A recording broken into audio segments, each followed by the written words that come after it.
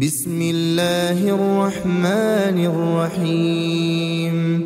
تبارك الذي بيده الملك وهو على كل شيء قدير، الذي خلق الموت والحياة ليبلوكم أيكم أحسن عملا وهو العزيز الغفور، الذي خلق 7 سماوات طباقا ما ترى في خلق الرحمن من تفاوت فارجع البصر هل ترى من فطور ثم ارجع البصر كرتين ينقلب إليك البصر خاسئا وهو حسير، ولقد زينا السماء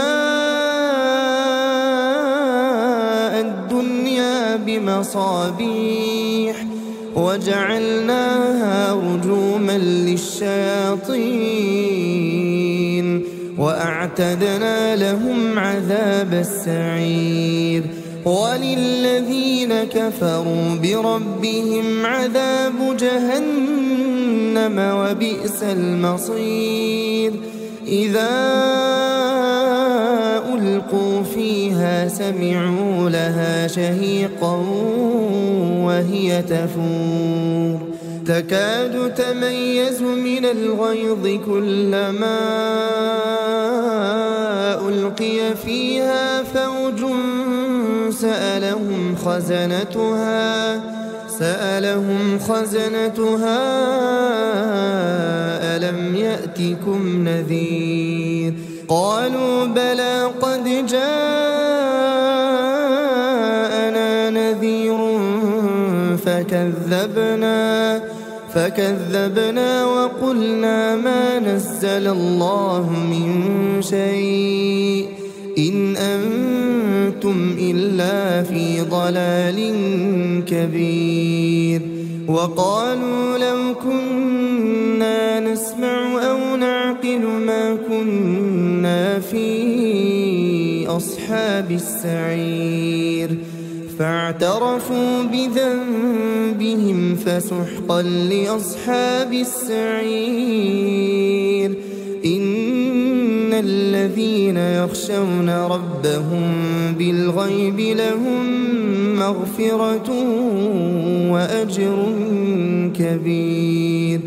وأسروا قولكم أو اجهروا به إنه عليم بذات الصدور. ألا يعلم من خلق وهو اللطيف الخبير. هو الذي جعل لكم الأرض ذلولا فامشوا في مناكبها وكلوا من رزقه وإليه النشور. أأمنتم من في السماء أن يخسف بكم الأرض فإذا هي تمور أم أمنتم من في السماء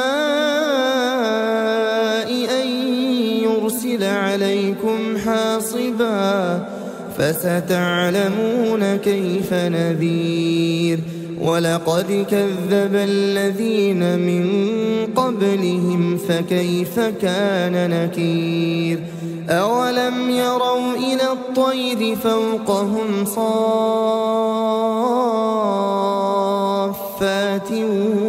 ويقبضن ما يمسكهن إلا الرحمن إنه بكل شيء بصير. أمن هذا الذي هو جند لكم ينصركم من دون الرحمن إن الكافرون إلا في غرور.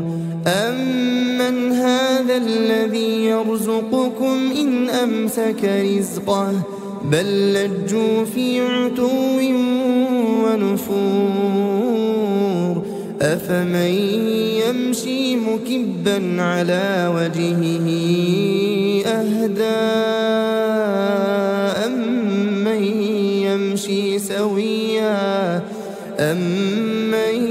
يمشي سويا على صراط مستقيم قل هو الذي أنشأكم وجعل لكم السمع والأبصار والأفئدة قليلا ما تشكرون قل هو الذي ذرأكم في الأرض وإليه تحشرون